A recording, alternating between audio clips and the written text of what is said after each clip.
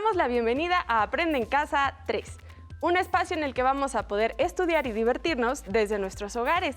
Y el día de hoy nos acompaña la maestra Cecilia Vargas, a quien le doy la más cordial de las bienvenidas. ¿Cómo estás, Ceci? Bien, ¿y tú, Jenny? Muy contenta de tenerte aquí y muy contenta de estar con ustedes en esta clase de Historia de quinto grado. ¿Ya están listos? Vamos antes con Ajo Listo para que nos dé unos consejos sobre cómo cuidar nuestra salud. ¡Hola! Vamos a ver el siguiente video. Buenas prácticas para seguir adelante. Como todos sabemos, la COVID-19 es una enfermedad que se contagia muy fácilmente entre las personas. Por eso hay que continuar cuidándonos siguiendo las buenas prácticas que ya todos conocemos para evitar contagiarnos. Utiliza cubrebocas, no salgas de casa. Si tienes que hacerlo, recuerda que es obligatorio utilizarlo. Mantén una distancia mínima de 1,5 metros entre tú y los demás. Lávate las manos muy seguido con agua y jabón por lo menos durante 20 segundos o aplica desinfectante a base de agua y alcohol. Desinfecta las superficies de los objetos que más utilizas. También las cosas que compres en la tienda o en el supermercado. Sigamos luchando juntos contra este virus, cuidándonos los unos a los otros. Es muy importante continuar con las recomendaciones para evitar contagios de COVID. Trata de no salir de casa a menos que sea muy necesario. Si lo haces, utiliza el cubrebocas. Lava tus manos frecuentemente con agua y con jabón, por lo menos durante 20 segundos. Ahora es momento de seguir con el programa de hoy. ¿Listas?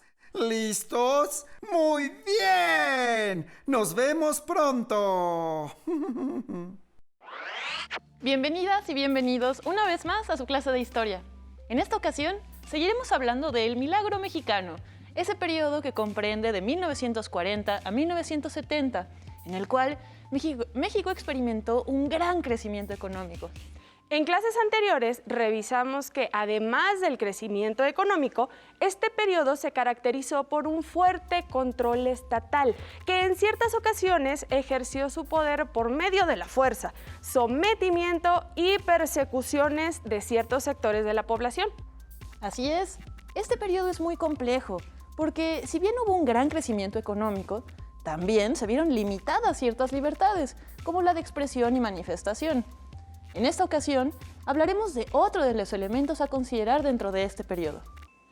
¿De qué elemento hablas, maestra? Pues de la población, específicamente del inicio de la explosión demográfica, de las medidas que tomó el Estado para afrontar esta situación y de la seguridad social. Esto se escucha interesante. Ahora sí ya estoy ansiosa por comenzar la clase. Pues comencemos. Pero antes de adentrarnos completamente en la explosión demográfica del Milagro Mexicano, es necesario que recordemos un poquito cuáles eran las condiciones de la población durante la Revolución Mexicana. Pues yo pienso que durante los años de la Revolución la gente vivió en condiciones atroces debido a los conflictos armados, ¿o me equivoco? No, para nada. Como bien mencionas, Jenny, durante la Revolución las condiciones de vida para la población, pues, no eran las más favorables. Y además supongo que los efectos de la revolución sobre la población no solo se daban en el campo de batalla, ¿cierto? Sino que se trasladaban a otros ámbitos como el social y el económico. Claro, efectivamente. Incluso a quienes no participaban directamente en los enfrentamientos armados, las calamidades también les afectaban. Por ejemplo, durante la lucha de facciones, las batallas que se libraban en el Bajío impedían la siembra en esa zona. Y me imagino que las condiciones de salubridad e higiene, tanto en el campo como en las ciudades, tampoco eran las mejores, ¿correcto? Cierto. La falta de alimento ocasionaba la muerte por desnutrición, de muchísimas personas. Pero además, la falta de servicios de salubridad pública e higiene permitieron que las epidemias se expandieran, como los brotes de viruela, el tifo, la fiebre amarilla y, por si fuera poco, la influenza española, que entró a México en 1918, causando cerca de 300,000 muertes. Oh, entonces, además del conflicto entre las facciones revolucionarias en este periodo, México estaba enfrentando otro tipo de problemas como las enfermedades y la falta de alimento. Sí, Por todos estos factores, en los años de la Guerra Revolucionaria aumentaron los índices de mortalidad y se redujeron los de natalidad. Pero, una vez que terminó la revolución, la población se fue recuperando de las pérdidas humanas, se empezó a lograr restablecer los servicios públicos en las ciudades y volver poco a poco al ritmo cotidiano en las familias y las comunidades. Así que la vida y la muerte retomaron su curso y la mortalidad continuó su descenso lento que duraría varias décadas. ¿Y eso cuándo sucedió? El gran cambio, como vimos en la clase sobre la participación de México en la Segunda Guerra Mundial, se dio a partir del gobierno de Manuel Ávila Camacho. El impulso a la industria, del que ya habíamos hablado, intensificó los flujos migratorios del campo a la ciudad, en particular en las 3 principales ciudades de la República: la Ciudad de México, Monterrey y Guadalajara. Estas y otras ciudades crecieron también en cuanto a infraestructura, a servicios, y resultaron muy atractivas para millones de campesinos que buscaban mejores oportunidades para mejorar sus condiciones de vida. Ah, y es ahí donde comienza la explosión demográfica. Exacto. La explosión demográfica se explica por diversos factores que iremos estudiando a lo largo de esta clase. Pero primero, a ustedes que nos ven desde casa, les pido que abran su libro de texto en la página 138. Ahí vemos una tabla que nos muestra la evolución del crecimiento poblacional en algunas ciudades de México entre 1940 y 1970. ¿Qué nos puedes decir sobre esta tabla, Jenny? Pues para empezar observo que la primera fila de la tabla registra el total de población en la República Mexicana, pero que también nos muestra los datos de las ciudades que nos mencionaste hace un momento, la Ciudad de México, Guadalajara y Monterrey. Y además se muestran otras ciudades como Puebla, Tlaxcala y León. Sí. ¿Y qué me puedes decir de las cifras correspondientes a Guadalajara, por ejemplo? Que en 1940 eran 1.5 millones y para 1970 eran 3.1 millones. Eso quiere decir que en 30 años duplicaron su población. Sí, exacto. Guadalajara fue una de las ciudades que experimentó el crecimiento poblacional más notable, a pesar de que las cifras se ven menores que las de la Ciudad de México, por ejemplo. Lo importante aquí es que reconozcamos que en los años del milagro mexicano, la población se duplicó. Oye, maestra Ceci, pero ¿ya viste el aumento de población en la República Mexicana? Pasamos de 19.7 millones a 48.2 millones. Eso quiere decir que la población creció mucho más del doble. ¡Exacto! Es justo esto lo que se conoce como explosión demográfica. Pero, ¿por qué aumentó tanto la población? Recordemos que hasta 1940 nuestro país era principalmente rural, pero esto empezó a cambiar debido a que la Segunda Guerra Mundial detonó un proceso muy acelerado de industrialización. Este proceso hizo crecer las ciudades tanto en tamaño como en importancia, amplió y fortaleció las comunicaciones y en general lo que hizo fue aumentar la disponibilidad de bienes y servicios para sectores cada vez más amplios de la población. Además, en las clases pasadas ya hemos hablado de que en esta época las industrias mexicanas recibieron un gran impulso debido a que se adoptó el modelo de la sustitución de importaciones. Y recuerdo que se trataba de cambiar los productos importados por los de origen nacional. ¡Exactamente! Esto se logró gracias a que el gobierno hizo grandes inversiones en las industrias nacionales y en la construcción de nuevas obras de infraestructura. Además, se extendió la agricultura comercial altamente mecanizada, incentivada por las necesidades de la creciente población urbana y también por la demanda exterior. Las inversiones se canalizaron fundamentalmente a las ciudades, de manera que la desigualdad entre las condiciones de vida del campo y la ciudad se hizo cada vez más clara, más acentuada. Cierto, ya habíamos mencionado algo de esto. La inversión en el campo se ofreció principalmente a los grandes productores y los pequeños propietarios o los propietarios ejidales se dedicaron sobre todo al cultivo de subsistencia. Exacto. Y en vista de estas contrastantes condiciones del campo, además de la industrialización de ciertas zonas en las que surgieron nuevas oportunidades de trabajo, se dieron fuertes olas migratorias del campo a la ciudad. Y ante la apertura de las fábricas, la demanda de mano de obra estimuló una mayor migración, tanto de hombres como de mujeres, generalmente jóvenes, originarios de pueblos y comunidades campesinas del interior del país. ¿Y qué pasó con la población del campo? ¿Disminuyó? Para nada. Eso es interesante. A pesar del crecimiento de las zonas urbanas y de la migración hacia las ciudades, la población que vivía en el campo no disminuyó en números absolutos. El campo se pobló y los habitantes encontraron recursos para subsistir. Ahora entiendo por qué las ciudades con mayor crecimiento poblacional también son las ciudades con mayores niveles de industrialización. Claro, excelente observación, Jenny. Estas ciudades crecieron debido a la llegada de personas del campo, pero también como parte del proceso autónomo de crecimiento urbano, que, por cierto, ocasionó múltiples problemas, pues las ciudades no estaban preparadas para recibir a tantos inmigrantes ni para atender las necesidades de todos los que nacían ahí.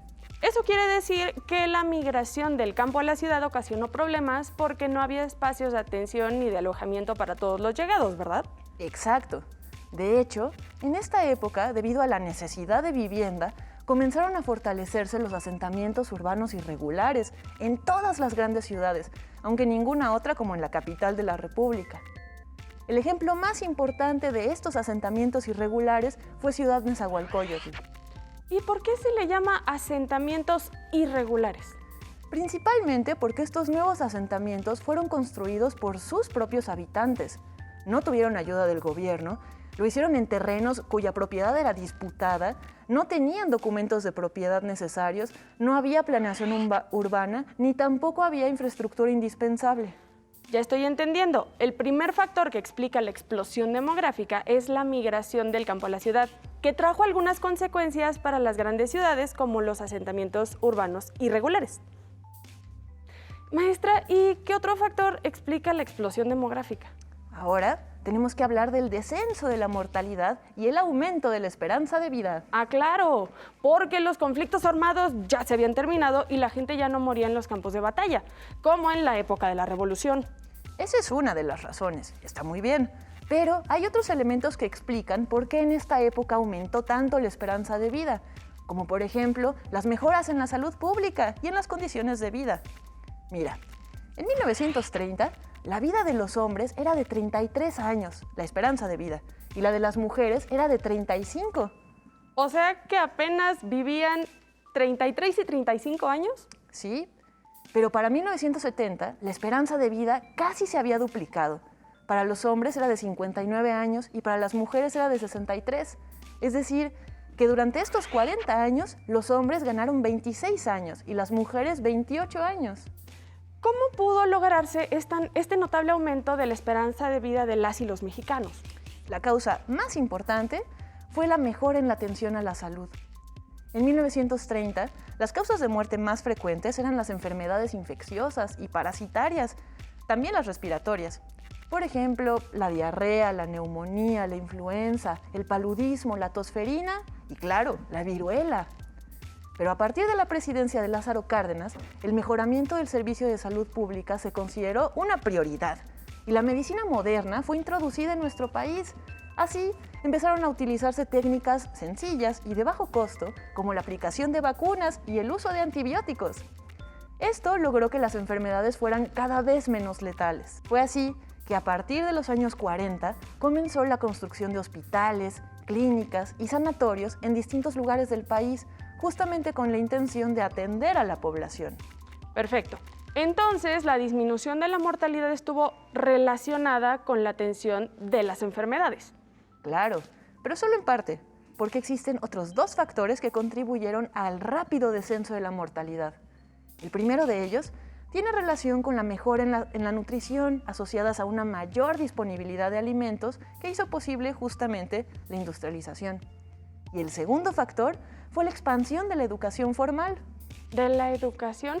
A ver, espérame, ¿cómo se relaciona el aumento de la educación con la disminución de la mortalidad? Una mayor instrucción, Jerry, trae consigo un cambio de actitud hacia las enfermedades, como por ejemplo, aprendes a detectar síntomas, cuándo acudir al médico, cómo debes tomar los medicamentos recetados. Además, la educación también se asocia con el aprendizaje de prácticas de higiene, como lavarnos las manos, y el cuidado de los miembros de la familia, en especial de los niños. Por ello es muy importante que quienes nos ven desde casa aprendan a conocer su cuerpo y a reconocer cuando algo no está funcionando adecuadamente. Muy bien, maestra. Ahora ya entiendo que otro factor relacionado con la explosión demográfica, además de la migración, es la disminución de la mortalidad. ¿Existe algún otro? Sí. Otro factor importante está relacionado con el aumento de la natalidad. Antes de la Revolución, las mujeres solían tener hasta 7 hijos. Pero entre 1910 sí, y 1930, la conflictiva situación política del país ocasionó una reducción en el número de hijos que tenían las familias. Pues ya no convenía tener tantos hijos, en resumen. Pero, a partir de 1935, el número de hijos por mujer volvió a aumentar y se estabilizó en 6 durante varios lustros. Y luego, entre 1955 y 1970, la natalidad aumentó todavía más, alcanzando el nivel más alto del periodo posrevolucionario, porque cada mujer tenía en promedio 7 hijos. ¡Ándale! Y eso en ciertas zonas. La abuelita de una amiga tuvo 12 hijos. 12 en ese periodo. Sí. Y la abuelita de otra tuvo 9. Ay, no. Exactamente. Estas cifras son solo un aproximado, pero existen casos, como las abuelitas de tus amigas, que tuvieron todavía más hijos. Si se dan cuenta, ya en casa, el aumento de la natalidad no significó mucha diferencia en el número de nacimientos por mujer. Entonces, no es que se haya duplicado el número de nacimientos, no, más bien es que la tasa de mortalidad infantil disminuyó, y esto ocasionó que un mayor número de niños nacidos lograran llegar a la edad adulta. Ok, ahora sí ya me di cuenta y me queda mucho más claro. La explosión demográfica se explica por la migración del campo a la ciudad, por la disminución de la mortalidad y por el aumento de la natalidad, que en estos años llegó a ser de hasta 7 hijos por mujer o más, como en el caso de las abuelitas de mis amigas. Exacto, muy bien. Existen otros factores también, pero por el momento estos son suficientes para explicar la explosión demográfica de este periodo. Maestra, a mí todavía me queda una duda. ¿Cómo le hizo el gobierno para manejar este enorme crecimiento de la población? Esa es una muy buena pregunta, Jenny. Recordemos que un compromiso del gobierno mexicano desde la promulgación de la Constitución de 1917 era mejorar las condiciones de vida de la población mexicana. Por eso, sobre todo a partir del sexenio de Manuel Ávila Camacho, los gobiernos mexicanos tomaron en sus manos la tarea de fundar instituciones dedicadas a garantizar la seguridad social en temas de salud pública, vivienda, trabajo y educación. Así, a partir del año 1943, se crearon instituciones dedicadas a la seguridad social que tendrían una cobertura nacional. Y se creó también la Secretaría encargada de brindar los temas de salubridad y asistencia pública. Y se construyeron grandes centros hospitalarios en la Ciudad de México y también en el resto del país. La población rural, que tenía una mortalidad más elevada que la urbana, también empezó a ser atendida en esta época. Maestra, eso de la seguridad social me suena como muy conocido, pero no estoy segura de qué estamos hablando. Bien, la seguridad social, Jenny, es el sistema que garantiza el estado de bienestar de una sociedad. O sea, las instituciones de seguridad social se dedican a proteger los derechos a la salud, a la alimentación, a la vivienda y al trabajo digno. Y también se dedican a mejorar las condiciones de vida de las personas trabajadoras y de sus familias. Entonces, ¿la intención de formalizar el seguro social tenía relación con que el Estado quería brindar protección a los trabajadores? Exacto, sí. ¿Y todos los trabajadores son atendidos por este instituto? No todos. En México, la salud de los trabajadores se encuentra bajo el resguardo de 2 organismos. Uno se encarga del seguro social y otro se encarga de la seguridad y los servicios sociales, pero de los trabajadores para el gobierno federal. ¿Y desde cuándo existe este otro instituto? Este otro instituto existe desde 1960. Me imagino que debido a la explosión demográfica de esa época, era muy complicado lograr que estos institutos atendieran a todos. Claro, correcto. El sistema de seguridad social se encontró con múltiples obstáculos y su cobertura la verdad es que nunca fue total. Pero esto no demerita el gran esfuerzo que se hizo por garantizar el derecho a la salud. Ya tenían acceso para hospitales, para atender la salud. No me digas que construyeron casas también. Sí, la verdad es que sí. Para estas fechas, el crecimiento demográfico significaba ya un enorme problema debido a la falta de vivienda, justamente. Entonces, uno de los institutos que dan seguridad social construyó casas y departamentos higiénicos, baratos y accesibles para los trabajadores y sus familias. El día de hoy aprendimos que la explosión demográfica en México está relacionada con múltiples factores.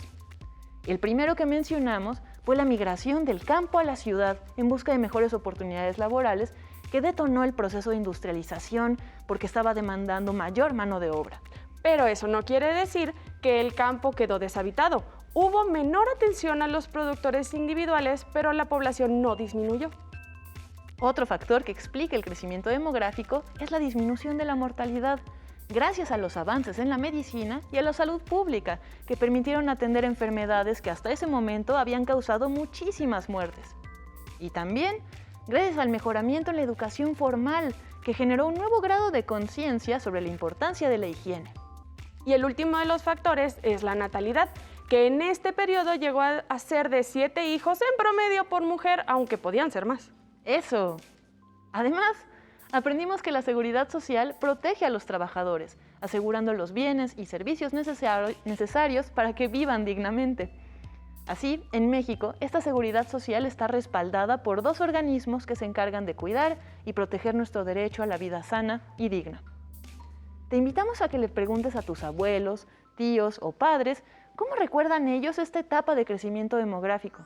Estoy segura de que sus respuestas te sorprenderán. Para empezar, las Navidades seguramente eran muy divertidas. Por hoy se nos ha terminado el tiempo. Maestra Cecilia Vargas, muchísimas gracias. Nos vemos en la siguiente clase. Si te es posible, consulta otros libros y comenta el tema de hoy con tu familia. Si tienes la fortuna de hablar una lengua indígena, aprovecha también este momento para practicarla y platica con tu familia en tu lengua materna. Por hoy hemos terminado con Explosión demográfica y seguridad social de historia de 5º grado y espero lo hayan disfrutado tanto como nosotras. Le damos las gracias a las maestras y los maestros que el día de hoy nos dieron clases. Nos vemos mañana. A continuación, Educación física. ¡Nos vemos!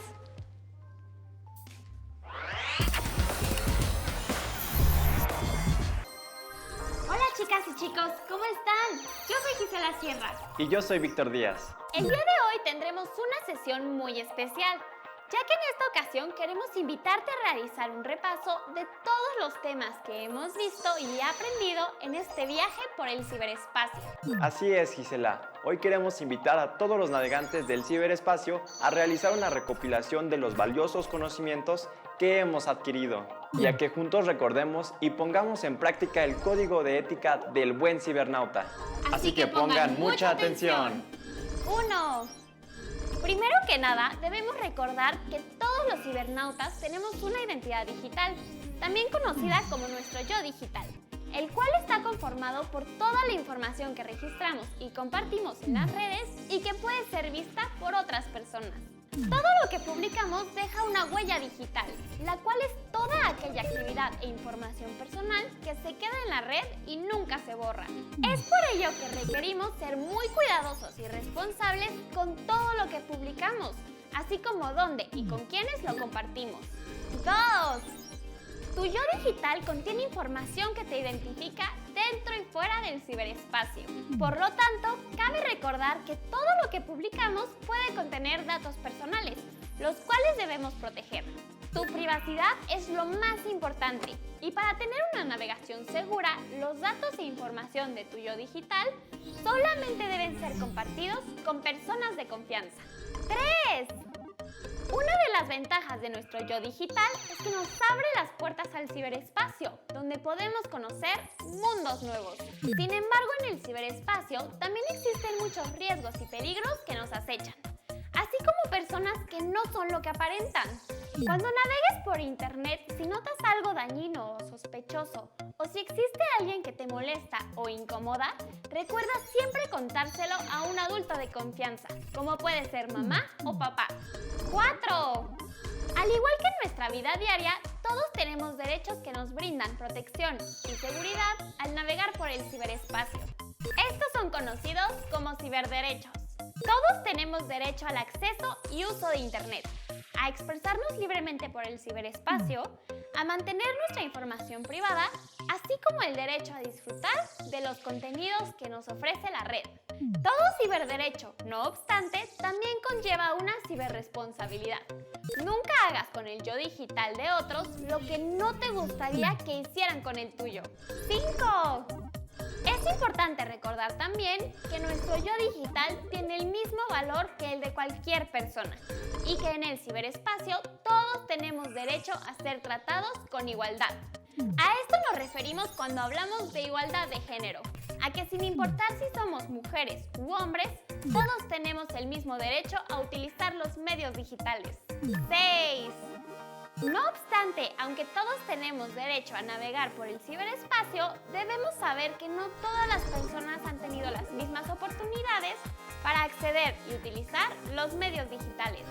Así que si te encuentras una persona, familiar, conocido o amigo tuyo que no tiene acceso a un dispositivo digital o internet, o si se le dificulta utilizarlos, lo mejor que puedes hacer es acercarte y ayudarlo.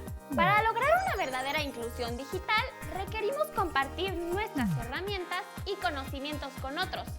Esto sin importar sus rasgos, preferencias, género, religión, edad o condición social.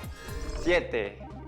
Es importante saber que así como nuestro yo digital es privado, la información que existe en la red también le pertenece a otros. Por lo tanto, es necesario saber cuándo y cómo podemos usar el trabajo y las ideas de otras personas, respetando así los derechos de autor y la propiedad intelectual. Cuando tomes contenido de algún sitio web para tus tareas, asegúrate siempre de mencionar el nombre del autor o, en su caso, la página donde obtuviste la información. Asimismo, nunca y por ningún motivo descargues o compartas contenidos que no sean de acceso libre o si no cuentas con la autorización de su creador. 8. Para navegar de forma segura, debes recordar que existen algunos indicadores de riesgo llamados focos rojos, los cuales nos advierten que nuestro yo digital puede estar corriendo peligro. Si al utilizar Internet identificas conductas dañinas o antisociales de parte de otros cibernautas, debes permanecer alerta, pues podrías llegar a ser víctima de algún ciberdelito. Para poder reportar cualquier tipo de abuso o ciberdelito, es necesario conservar las evidencias digitales que puedan constatarlo. Puedes acudir a la Guardia Cibernética de la Guardia Nacional para mayor orientación, llamando al número 088. O también puedes denunciar en el Centro Nacional de Atención Ciudadana a través del correo cnac@sspc.gov.mx. 9.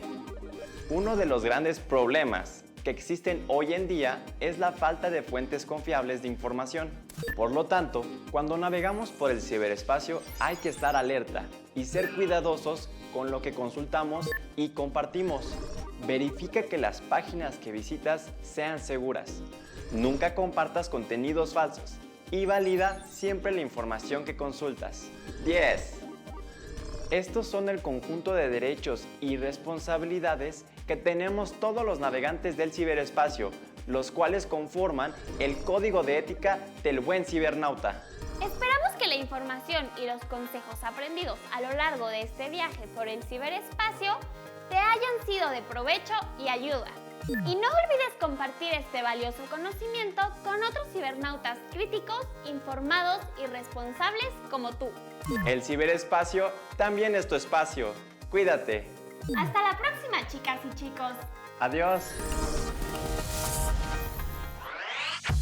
Si no tienes el libro de texto o necesitas ayuda para responder las preguntas, contáctanos. Para solicitar apoyo pedagógico, comunícate con maestras y maestros de lunes a viernes de 8 a 20 horas al teléfono 55 41 72 04 13 con 100 líneas. También puedes encontrar los libros de texto en la página conalitech.sep.gov.mx. Si quieres volver a ver los programas de Aprende en Casa, los puedes encontrar en la siguiente liga: aprendeencasa.sep.gov.mx. ¡Atención! ¡Atención! A continuación, información importante. A este número puedes llamar cuando tú o alguien cerca de ti tenga una emergencia.